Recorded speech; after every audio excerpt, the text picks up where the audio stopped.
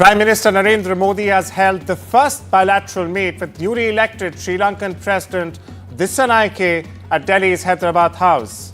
India and Sri Lanka are set to sign 4 key agreements, including one on cyber security. President Dissanayake chose India as his first port call overseas after taking office. Earlier on Monday, President Draupadi Murmu accorded a ceremonial welcome to the Sri Lankan President at the Rashtrapati Bhavan. Tabla maestro Zakir Hussain has passed away in a hospital in San Francisco. His family has confirmed. The 73-year-old Zakir Hussain died from complications arising out of idiopathic pulmonary fibrosis. He had been in the hospital for the past 2 weeks and was shifted to the intensive care unit after his condition deteriorated. Regarded as the greatest tabla player of his generation, Zakir Hussain is survived by his wife and 2 daughters. Born on the 9th of March 1951, he was the son of legendary tabla master Ustad Allah Rakha. Bangladesh's interim leader Muhammad Yunus, who heads the caretaker government installed after an August revolution, has said that general elections will be held late 2025 or in early 26. Now, pressure has been growing on the Nobel Peace Prize winner to set an election date.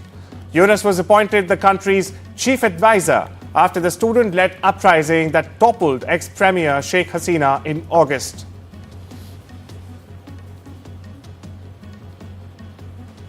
Bangladesh's deposed Prime Minister Sheikh Hasina has launched a fierce attack on the interim administration, accusing its chief advisor Muhammad Yunus of running a quote-unquote fascist regime that allows terrorists and fundamentalists to act without restraint. In a virtual address to a gathering of overseas Awami League supporters in London on Sunday, Hasina accused Yunus of being the mastermind behind the July-August turmoil that ousted her and vowed to bring him to justice under the Bangladeshi law. Hasina has criticized Yunus and his interim government for their alleged persecution of religious minorities in Bangladesh.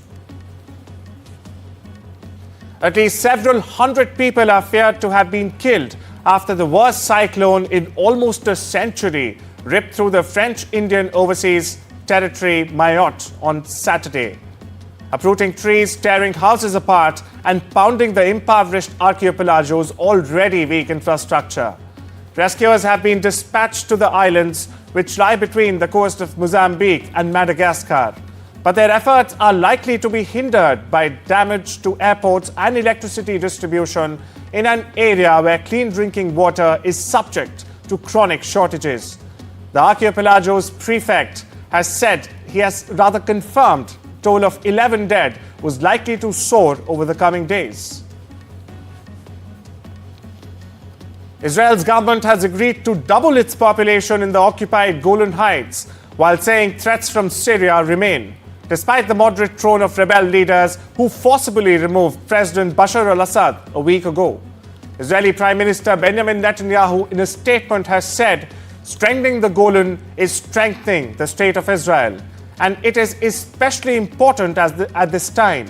We will continue to hold on to it, cause it to blossom and settle it in. אין לנו עניין להתעמת עם סוריה. אנחנו נקבע את מדיניות ישראל כלפי סוריה לפי המציאות המתהווה בשטח. אני מזכיר שבמשך עשרות שנים סוריה הייתה מדינת אויב אקטיבית לישראל. היא תקפה אותנו שוב ושוב, היא אפשרה לאחרים לתקוף אותנו משטחה, היא אפשרה לאיראן לחמש את חיזבאללה דרך שטחה. Former Syrian leader Bashar al-Assad airlifted nearly 2 tons of cash worth $250 million to Russia during 2018 and 2019, as per documents that the Financial Times has reviewed. Now, Syria's toppled dictator secretly transported around $250 million in cash to Moscow over a 2-year period, during which Syria heavily relied on Russia's support.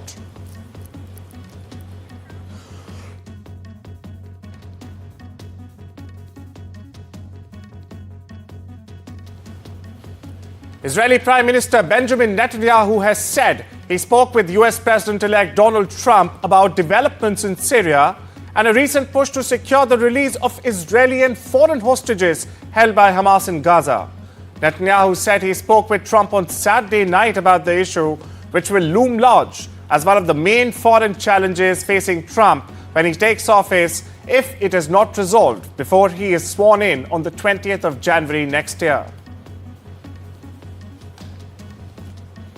The Wall Street Journal has reported that a secretive Russian intelligence agency is behind Moscow's most intense campaign of repression since the 1950s.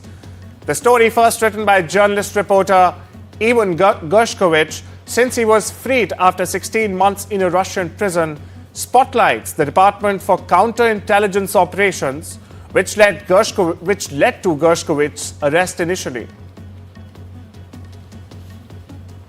Russia has claimed that its forces hit multiple Ukrainian military targets, including a fighter jet, on Sunday. This, while Ukraine claims that its troops have repelled Russian attacks as fierce battles continue raging on between the warring parties. The General Staff of the Ukrainian Armed Forces has reported over 100 fights on the front lines as of Sunday afternoon. Ukrainian forces announced that the Russian army launched intensive attacks in the directions of Pokrovsk and Kurakov, and that they continue to hold positions and have repelled several of Moscow's attacks. Han Dong-hoon has resigned as the leader of South Korea's ruling People's Power Party, saying his position has become untenable after his dramatic decision to support President Yoon Suk-yeol's impeachment over the weekend. Speaking at a press conference, Han said, and I quote, "Martial law is the advanced nation that is South Korea in 2024. How angry and disappointed must you all have been?" His announcement comes as the Constitutional Court said it has begun reviewing Yoon's impeachment without giving further details. Now, investigators also plan to question the president this week, according to Yonhap News. Han, once Yoon's closest ally, former Justice Minister, defended his decision to break with the president after he attempted to impose martial law earlier this month. 국민의힘 당 대표직을 내려놓습니다. 최고위원들의 사퇴로 최고위가 붕괴되어 더 이상 당 대표로서의 정상적인 임무 수행이 불가능해졌습니다.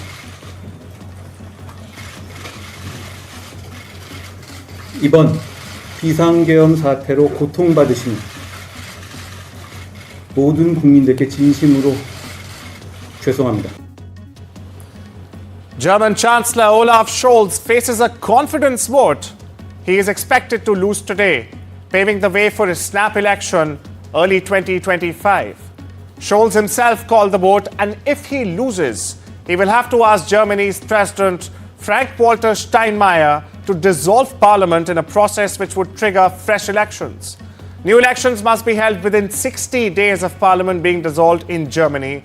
Scholz, who leads the central-left Social Democrats, or the SPD party, reached an agreement with opposition parties to hold early federal election on the 23rd of February next year. Pro-European Union protesters took to the streets in Georgia as an electoral college dominated by the ruling party has chosen a new president, known for his vehement anti-West views and opposition to LGBTQ rights. Here are the details.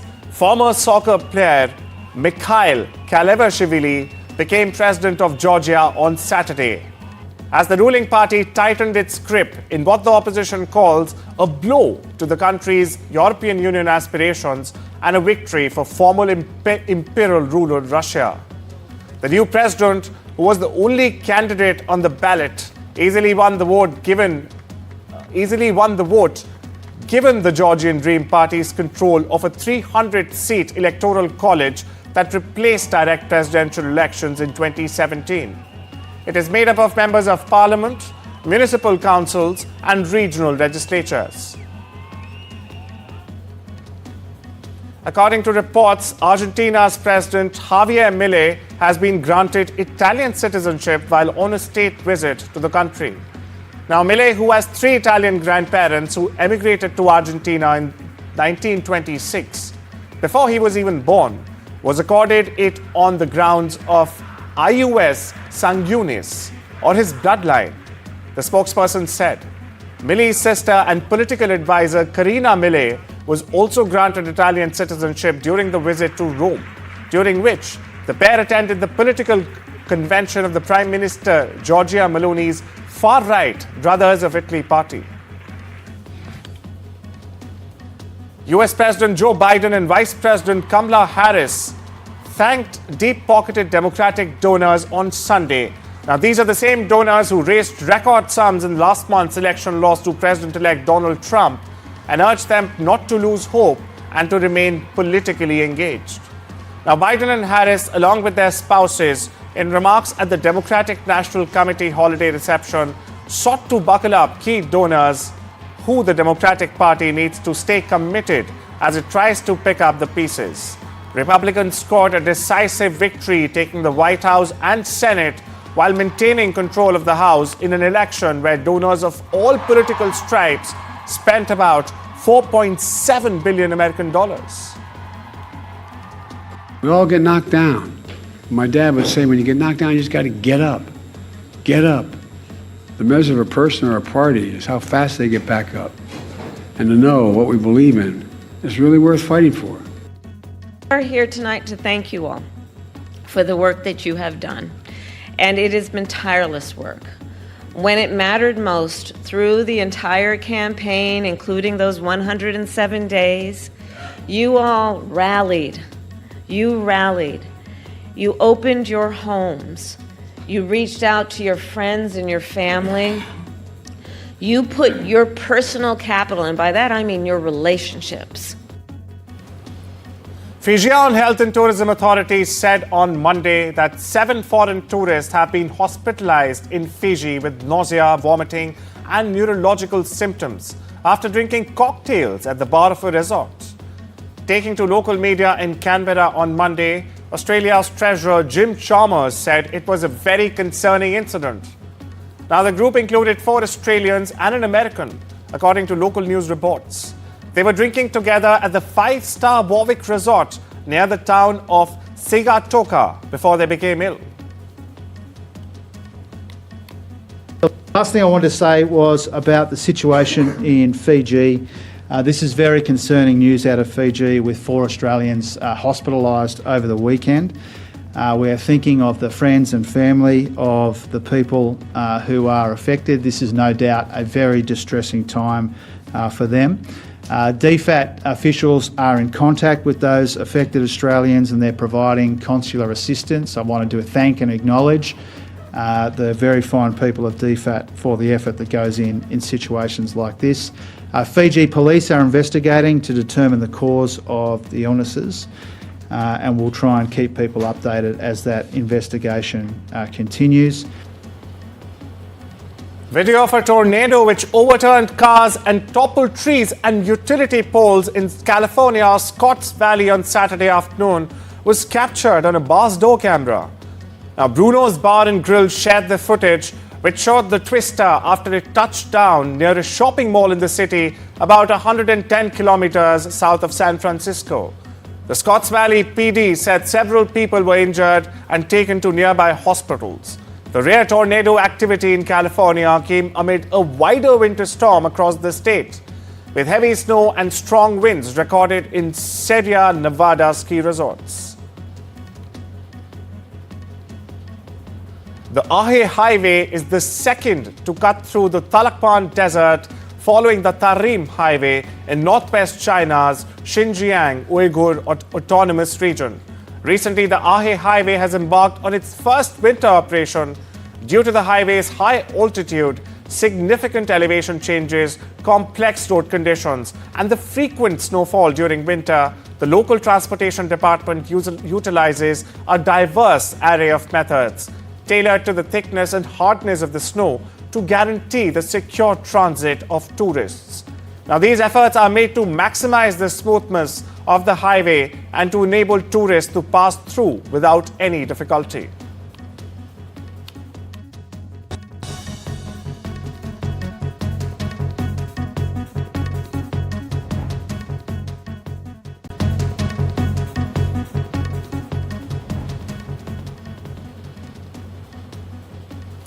Bitcoin surged to a record high yet again, above $106,000 in early Asian trade on Monday, extending gains made since Republican Donald Trump, who has promised to champion cryptocurrencies, was elected US president in November.